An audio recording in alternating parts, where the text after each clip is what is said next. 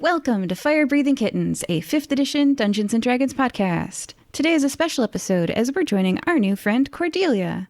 Hi, Cordelia. Oh, hi. It's so nice to be here. Thank you so much for having me. It's a real treat. Oh, and for our listeners, what do you look like, and what class are you? Oh, well, I'm a human woman. I am by the page, you might say I'm a barbarian, but I see it more as an intense focus on a kind of a runner's high or more of an endorphin rush than any sort of anger. I think you need to look at anger and sort of introspect that and see where it's coming from. And not that it's not a useful thing, but you shouldn't really let it get out of hand. I like to stay fit. I wear mostly runner's clothes. My daughter says my jeans are mom jeans, but I don't know. It's so tough to stay in style. My hair, kind of down to my shoulders. It's not as blonde as it once was. I give it a little help with that, but it don't match my eyebrows if you're keen to notice. Oh, I guess I should say that you're talking to, this is the first time I've done this character. No, you're not. You're just talking to a random faceless interviewer because I don't have your accent nailed down yet, guys. Okay. So, question 1 out of 15 for our interview. You're a new addition to the crayon box. What color would you be and why? Well, I think I might be purple. Maybe I'm saying that because I like it a lot, or maybe it's just bluebell's my favorite flower, and sort of a misnomer that they call it bluebell. They can be blue, but my favorite ones are purple. So maybe it's just I'm gravitating that because I like it, and I just want that to be me. Yeah. Why shouldn't we be things we like? We've got to work towards something. Being a flower. You can be a flower too.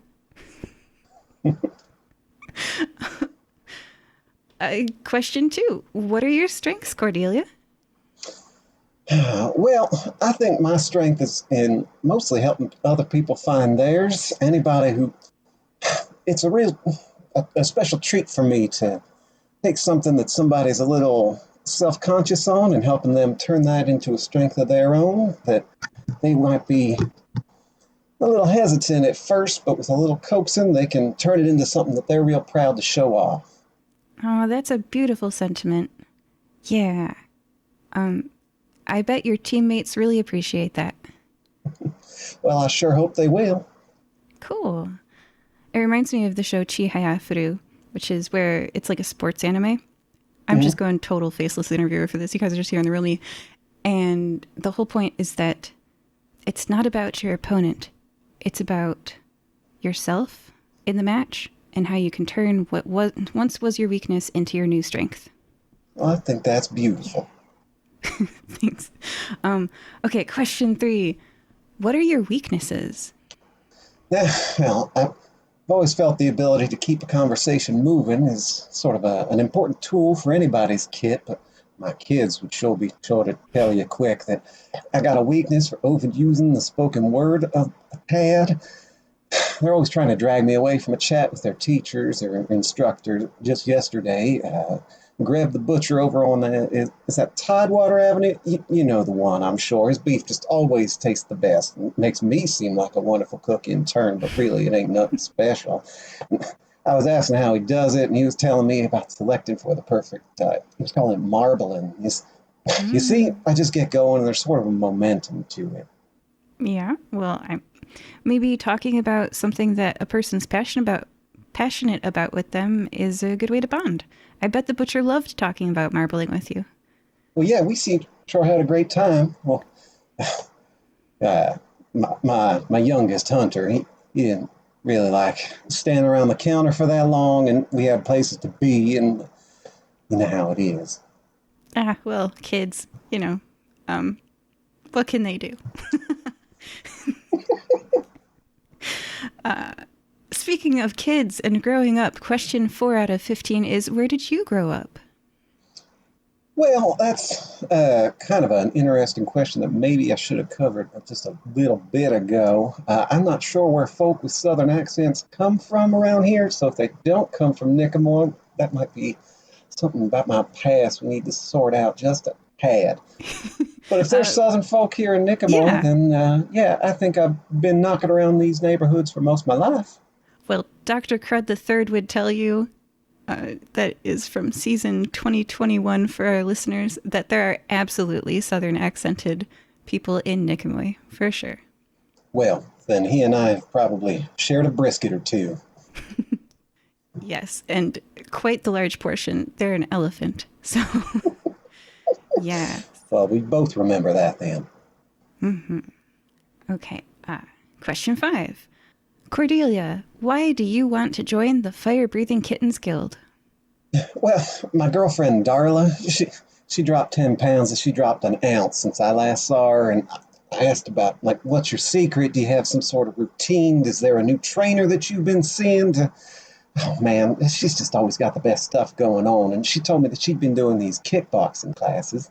So I told Gregory, I said, Gregory, I have a new plan for Tuesdays, and that it will be on him to make sure that he gets eaten to soccer after school and make sure that Hunter keeps on pace with the studies. And I signed myself up for some kickboxing. Well, you see, I thought I was signing up for kickboxing lessons, and this is so me, because next thing I know, I'm fighting off these giant rats in the disused tavern, the basement of an old tavern. And so I thought that was the kind of thing that I would, shy away from or not really gravitate toward. But that was 3 months ago now. My arms starting to tone, my serotonin's up, and I'm just having the time of my life. Sometimes you just chance into things you enjoy. Ain't it always the way? I call it serendipity. To serendipity. Yeah. Question 6. Every year in Nicomoy, there's an annual fighting tournament, which I'm sure you're familiar with. It's sort of like a Super Bowl, if you will, a festival that everybody in town watches. If you were given a 1-minute advertisement time spot during the annual Nicomoy fighting tournament, what would you fill it with?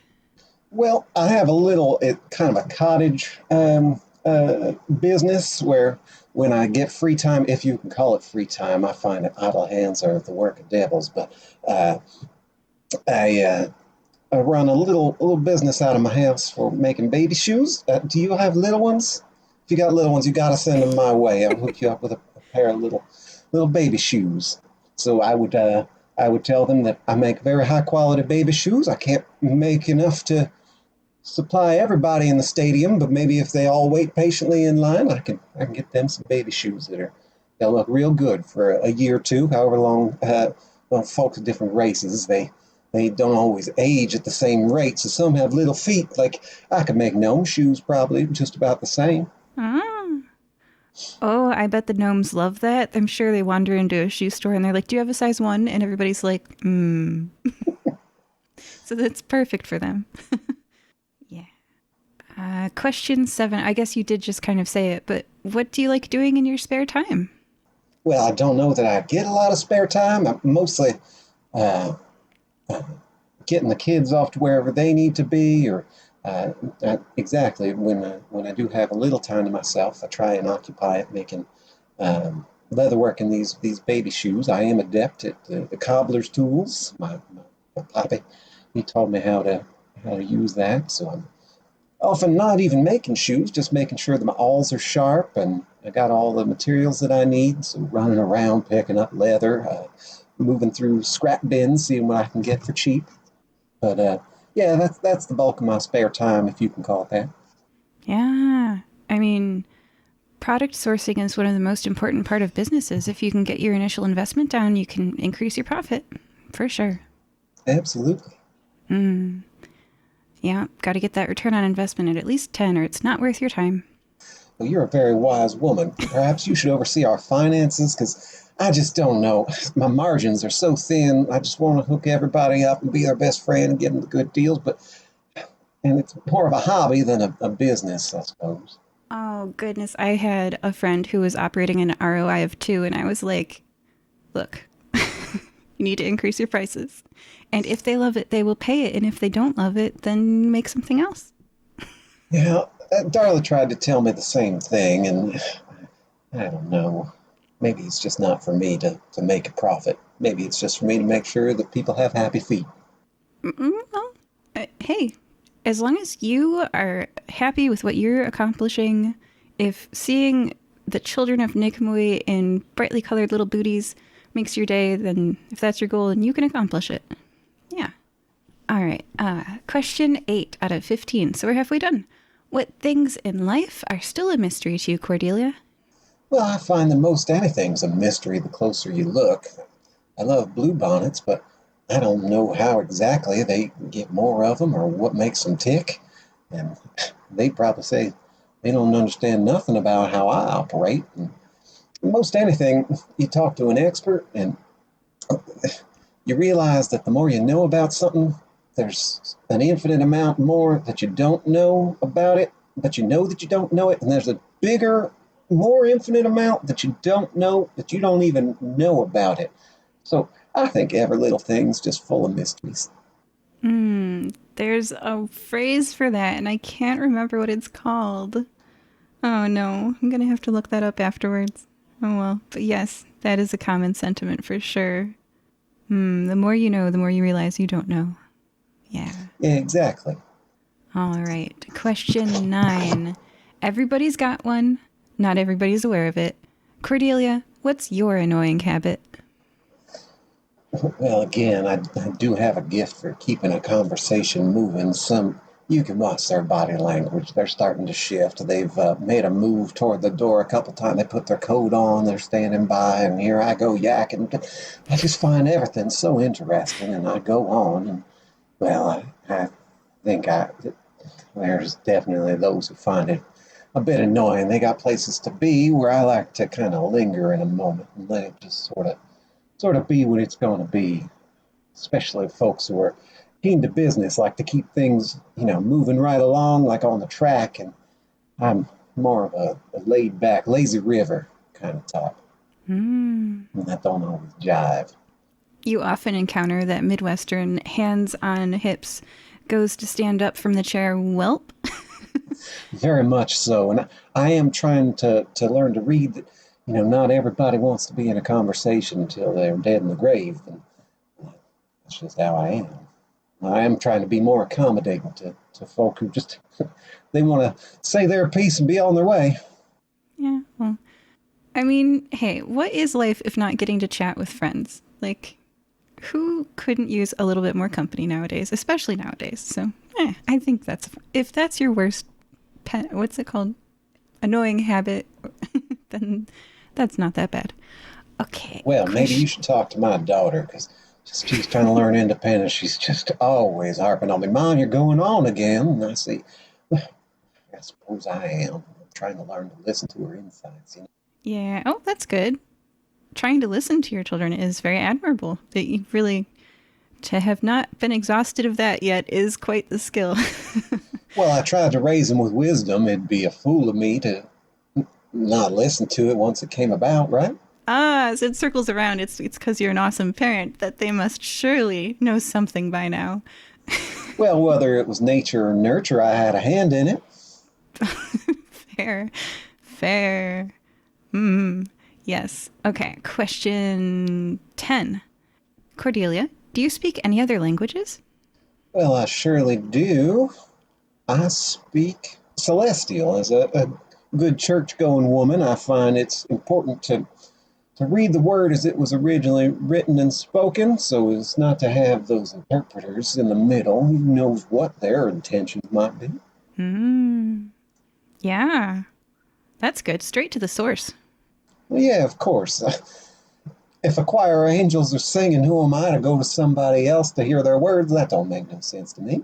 Yeah. You can't be lazy about it. You gotta learn to speak the language. Definitely. Well, that's great. All right. Question 11. Where would you like to visit? Well, I haven't really been many places at all, so most anywhere's probably got its own adventures, its own mysteries to unravel. So I think I'm quite keen to wind up most anywheres. All right. Well, you definitely will with the fire-breathing kittens. Who knows where we're going? That certainly seems to be the case. I've only been here a short while, and just the stories that float around that hall, well, I was going to say you would not believe, but I suspect you would. Yeah. It's been some times. It's good times. I think you'll like it. Okay, so now we're heading into silly question territory. It is question 12 out of 15, and it is, Cordelia, do you like pickles? Well, of course I like pickles. What best to go on?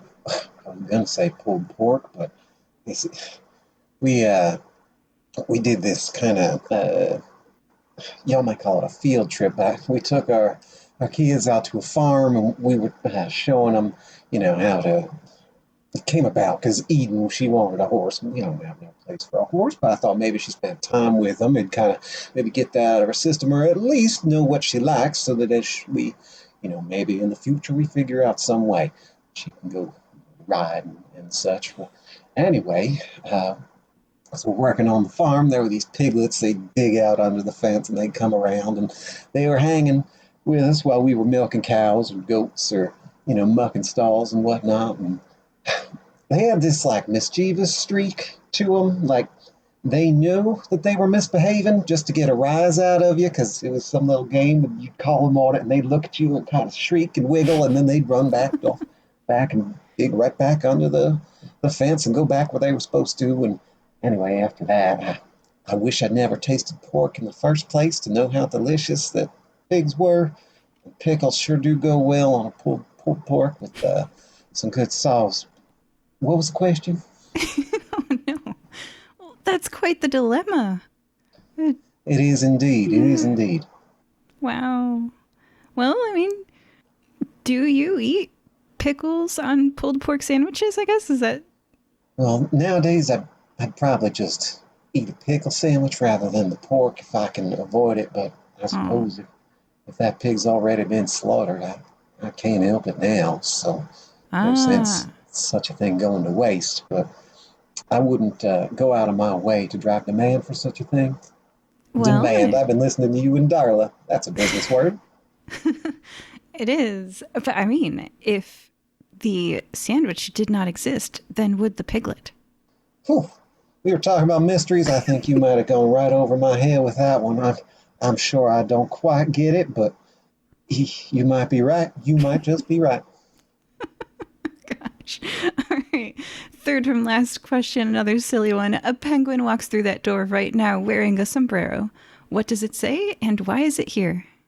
Oh boy, now penguins are those little cold birds that like to dress all fancy. Well, Yeah. I'd say, friend, your headwear don't seem to match your tux.